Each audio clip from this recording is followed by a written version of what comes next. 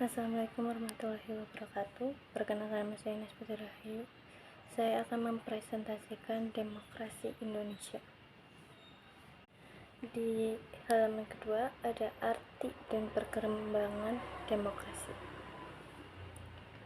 Secara etimologis, istilah demokrasi berasal dari bahasa Yunani demos, yang berarti rakyat, dan kratos atau kratein, yang berarti kekuasaan. Konsep dasar demokrasi berarti rakyat berkuasa, government by the people. Demokrasi juga identik dengan teori kedaulatan rakyat.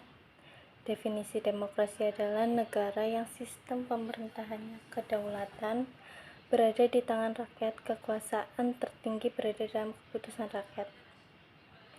Rakyat berkuasa, pemerintahan rakyat, dan kekuasaan oleh rakyat. Menurut Jimli As-Siddiqui menyatakan bahwa dalam sistem participatory demokrasi, kedaulatan rakyat itu mengandung makna kekuasaan pemerintahan untuk berasal dari rakyat, untuk rakyat, oleh rakyat, dan bersama rakyat. Dan menurut Henry B. Mayo memberikan pengertian mengenai demokrasi sebagai berikut.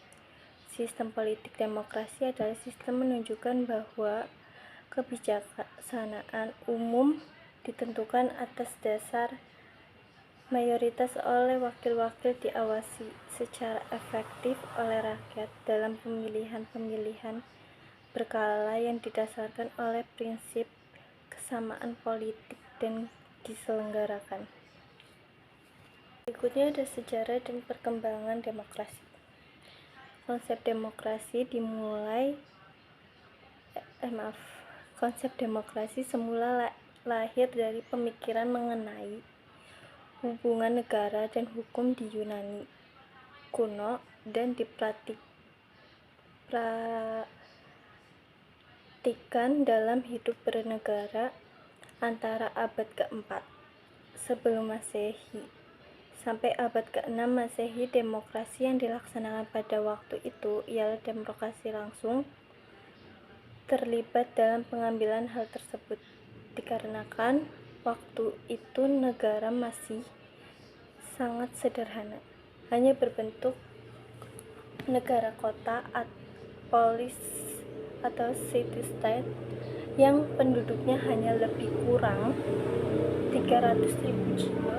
Selain itu, ketentuan demokrasi hanyalah berlaku bagi warga negara yang resmi dan hanya sebagian kecil seluruh penduduk. Selanjutnya, kita ada bentuk-bentuk demokrasi. Apa sih bentuk demokrasi itu? Secara umum, para sarjana membedakan demokrasi terus ke dalam dua jenis, yaitu demokrasi langsung, direct democracy, dan demokrasi tidak langsung, representative democracy. Torres melihat demokrasi dari dua aspek, yaitu formal democracy dan substansive democracy. Formal democracy menunjukkan pada demokrasi dalam arti sistem pemerintahan, misalnya sistem pemerintahan parlementer atau sistem pemerintahan presidensial. Substansive demokrasi yaitu bagaimana proses demokrasi dilakukan, misalnya melalui pemilihan umum secara langsung atau pemilihan perwakilan. Selanjutnya, kita ada perkembangan demokrasi Indonesia. Apa sih perkembangan demokrasi Indonesia itu? Perkembangan demokrasi Indonesia dapat dibagi empat periode. 1. Periode 1945 sampai 1959. Masa demokrasi parlementer yang menonjolkan peranan parlemen serta partai-partai. 2. Periode 1959 sampai 1965. Masa demokrasi terpimpin yang dalam banyak aspek telah menyimpang dari demokrasi konstitusional dan lebih menampilkan dominasi presiden dan terbatasnya peran partai politik serta peran ABRI sebagai unsur sosial politik semakin luas. 3. Periode 1966 sampai 1998. Masa demokrasi Pancasila era Orde Baru yang merupakan demokrasi konstitusional yang menunjukkan sistem presidensil. 4. Periode 1999 sekarang. Masa demokrasi Pancasila. Demokrasi konstitusional era reformasi dengan berakar pada kekuatan multipartai yang berusaha mengembalikan perimbangan kekuatan antar lembaga negara, antara eksekutif, legislatif, dan yudisial.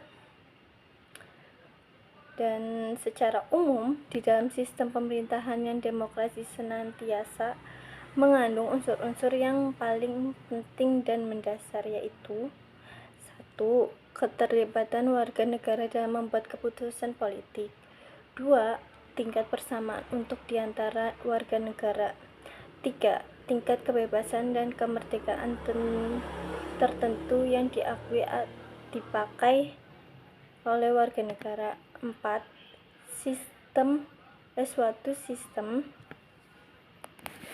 Suatu sistem perwakilan. 5. Suatu sistem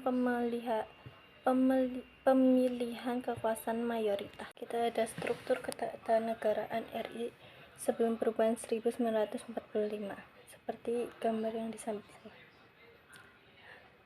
Itu struktur ketatanegaraan RI sebelum perubahan UUD 1945. Dan yang terakhir, lembaga-lembaga dalam sistem ketatanegaraan menurut UUD Negara Republik Indonesia tahun 1945 seperti gambar yang di samping.